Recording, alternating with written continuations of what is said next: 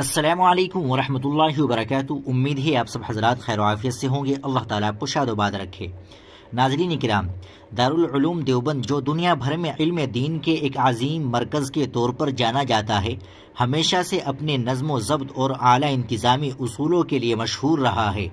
حال ہی میں دارالعلوم دیوبند کی انتظامیہ نے ایک ایسا فیصلہ کیا ہے جو نہ صرف ادارے کی وقار اور حفاظت کو یقینی بنائے گا بلکہ زائرین اور مقامی لوگوں کے لیے ایک مثبت مثال بھی بنے گا۔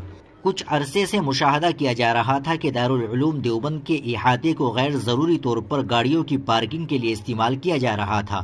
جو زائرین دارالعلوم دیوبند کی زیارت یا کسی دینی مقصد سے آتے ہیں، ان کی گاڑیاں تو سمجھ میں آتی ہے، لیکن مسئلہ ان لوگوں کا تھا جو اپنے ذاتی کاروبار یا دیگر کاموں کے سلسلوں میں دیوبند آتے اور دارالعلوم کے احاطے کو مفت اور محفوظ پارکنگ کے طور پر استعمال کرتے۔ ان افراد کا یہ رویہ نہ صرف دارالعلوم کی انتظامی مشکلات میں اضافہ کر رہا تھا بلکہ ادارے کے احاطے کی افادیت اور وقار کو بھی متاثر کر رہا تھا۔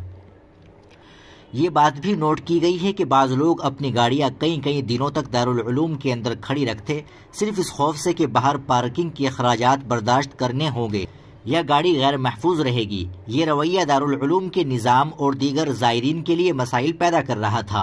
اس پس منظر میں دارالعلوم دیوبند کی انتظامیہ نے فیصلہ کیا کہ اب کوئی بھی شخص دارالعلوم کے احاطے میں اپنی گاڑی پارک نہیں کر سکے گا۔ فیصلہ یقیناً ایک دوراندیش اور قابل تعریف قدم ہے جو ادارے کے نظم و ضبط اور اس کے وقار کو بحال رکھنے کے لیے نہایت ضروری تھا۔ یہ اقدام اس بات کی عکاسی کرتا ہے کہ دارالعلوم دیوبند کی انتظامیہ اپنے احاطے کو صرف علمی اور دینی مقاصد کے لیے وقف رکھنا چاہتی ہے، نہ کہ اسے کسی غیر ضروری یا غیر متعلقہ سرگرمی کا مرکز بننے دیا جائے۔ اس فیصلے سے نہ صرف احاطے کی جگہ کو بہتر طریقے سے استعمال کیا جا سکے گا بلکہ زائرین اور طلباء کو بھی زیادہ منظم اور سہولت بخش ماحول فراہم ہوگا۔ دارالعلوم دیوبند کی انتظامیہ کے اس فیصلے کو تمام متعلقہ افراد کو خوش دلی سے قبول کرنا چاہیے اور اس کے اصولوں کا احترام کرنا چاہیے۔ یہ فیصلہ نہ صرف ادارے کے نظم و ضبط کو بہتر بنائے گا بلکہ دیگر تعلیمی اور دینی اداروں کے لیے بھی ایک مثال قائم کرے گا۔